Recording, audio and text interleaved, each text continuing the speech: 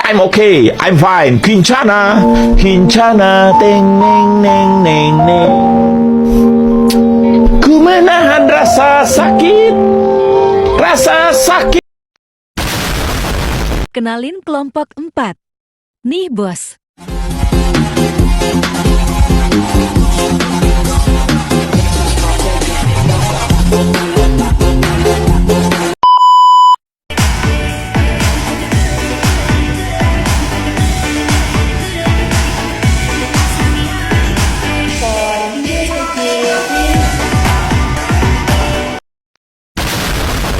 Tanpa basa-basi, langsung mulai aja gasi. Assalamualaikum warahmatullahi wabarakatuh.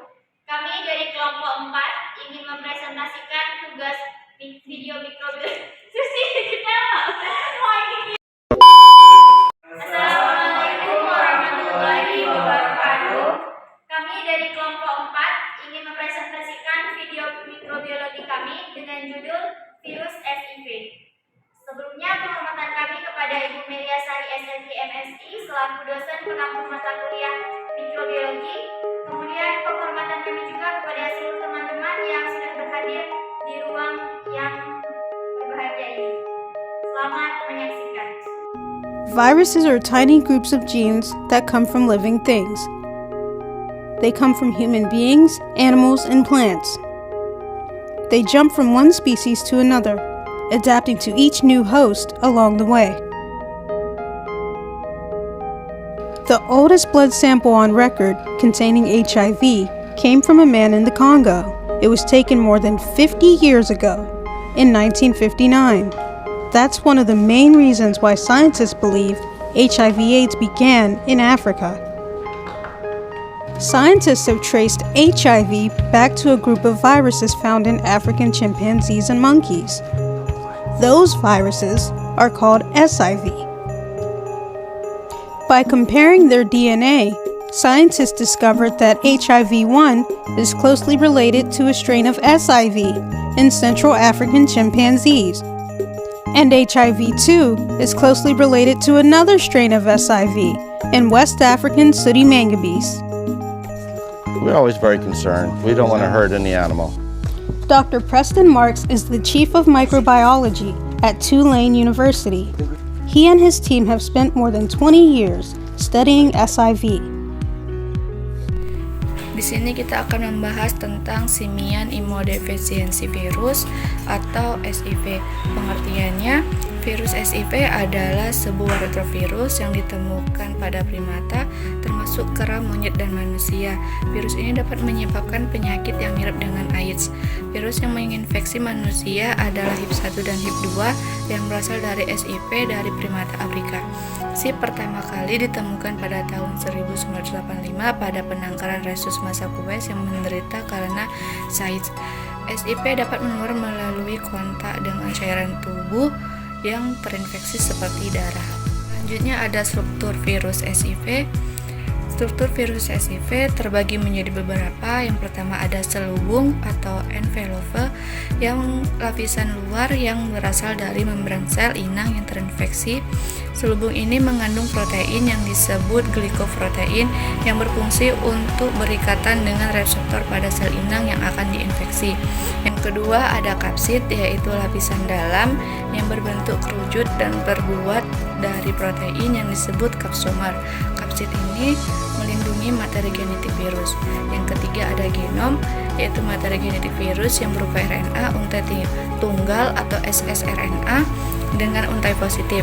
Genom yang mengandung beberapa gen yang berperan dalam replikasi, transkripsi, integrasi, dan perakitan virus. Yang terakhir yaitu enzim, yaitu molekul yang membantu proses biokimia virus. Beberapa enzim yang terdapat pada virus SIV adalah reverse transkriptase, integrase, dan protease. Selanjutnya ada beberapa jenis virus SIV yang telah dikategorikan menjadi 5 kelompok dan subkelompok, yaitu kelompok pertama ada HIV1, SIV CPZ, SIV GOR, SIV RCM, SIV AGI, SIV-MND2, SIV-DRL, dan kelompok kedua ada SIV-SMMM, SIV-MED, SIV-MNI, SIV-STM, dan kelompok tiga ada SIV-ECK, SIV-GSN, SIV-MNUS, SIV-MON, dan kelompok keempat ada SIV-LHO, SIV-SUN, SIV-MND1, SIV-DEB. Kelompok kelima ada SIV-JOL, SIV-WRC, SIV-OLC, SIV-BLC. Kelompok kelima ada SIV-TAN. Selanjutnya ada media pertumbuhan virus Staph. Ada beberapa jenis media pertumbuhan virus Staph yang dapat digunakan seperti yang pertama ada media hidup. Media ini menggunakan sel-sel hidup sebagai sel inang untuk virus Staph, seperti sel-sel biakan jaringan, sel-sel berembrio, hewan percobaan, ataupun manusia. Media ini dapat menunjukkan sifat efek sitopatik, yaitu perubahan morfologi atau fisiologi sel-sel yang terinfeksi oleh virus Staph. Media ini juga dapat digunakan untuk mengukur jumlah virus Staph dengan metode titrasi, yaitu pengenceran bertingkat sampai tidak terlihat efek sitopatik. Contoh media hidup adalah MOLD4 atau CCR5, yaitu sel-sel limfosit manusia yang berekspresi reseptor CCR5 yang merupakan salah satu reseptor yang digunakan oleh virus Staph untuk masuk ke dalam sel. Yang kedua ada media mati. Media ini menggunakan bahan-bahan mati sebagai substrat untuk virus Staph, seperti larutan garam, serum, pepton, ekstrak daging, atau agar. Media ini dapat digunakan untuk mengawetkan, mengangkut, atau menyimpan virus Staph dalam jangka waktu tertentu. Media ini juga dapat digunakan untuk mengamplifikasi virus Staph dengan metode PCR, yaitu reaksi berantai polimerase yang dapat mendeteksi dan menggandakan materi genetik virus Staph. Contoh media mati adalah viral transport medium atau VTM, yaitu media yang digunakan untuk mengangkut sampel virus dari spesimen klinis seperti nasofaring dan orofaring. Media ini mengandung larutan garam fisiologis, protein, antibiotik, dan juga anti jamur. Selanjutnya yaitu patogenesis virus SIV. Patogenesis virus SIV adalah proses yang terjadi saat virus SIV menginfeksi, mereplikasi, dan menyebabkan kerusakan pada sel-sel dan jaringan inang. Patogenesis virus SIV ini terbagi menjadi beberapa tahap. Yang pertama, tahap infeksi awal. Pada tahap ini, virus SIV masuk ke dalam tubuh inang melalui kontak dengan cairan tubuh yang terinfeksi seperti darah dan air liur. Virus SIV kemudian berikatan dengan reseptor CD4 dan koreseptor CCR5. Setelah berikatan, virus SIV melepaskan genom RNA-nya ke dalam sitoplasma sel dan mengubahnya menjadi DNA. DNA provirus kemudian berintegrasi ke dalam genom sel inang dengan bantuan enzim integrase dan menjadi bagian dari sel inang. Yang kedua yaitu tahap replikasi virus. Pada tahap replikasi virus ini, sel inang yang terinfeksi virus SIV dapat teraktivitasi oleh berbagai rangsangan seperti sitokin dan antigen. Aktivitas ini menyebabkan ekspresi gen virus SIV yang menghasilkan protein-protein virus. Protein-protein ini kemudian dirakit menjadi partikel virus baru di dalam sel inang dan dilepaskan keluar sel dengan bantuan enzim protease. Partikel virus baru ini kemudian dapat menginfeksi sel-sel target lainnya dan melanjutkan siklus replikasi. Yang ketiga yaitu tahap penyebaran virus. Pada tahap ini, virus SIV dapat menyebar dari sel ke sel melalui berbagai cara, seperti yang pertama, fusi sel. Fusi sel terjadi saat sel-sel yang terinfeksi virus SIV menyatu dengan sel-sel target yang belum terinfeksi dan membentuk sel raksasa multinukleat yang mengandung banyak virus. Yang kedua, transinfeksi. Transinfeksi terjadi saat sel-sel dendrit yang menangkap virus SHIV di permukaan dan menghantarkan virus SHIV ke sel-sel limfosit T di kelenjar getah bening atau organ-organ lain. Yang ketiga yaitu migrasi sel. Migrasi sel terjadi saat sel-sel yang terinfeksi virus SHIV bergerak dari satu tempat ke tempat lain dan membawa virus SHIV ke jaringan-jaringan yang berbeda seperti otak, usus, atau paru-paru. Yang keempat yaitu tahap patologi virus.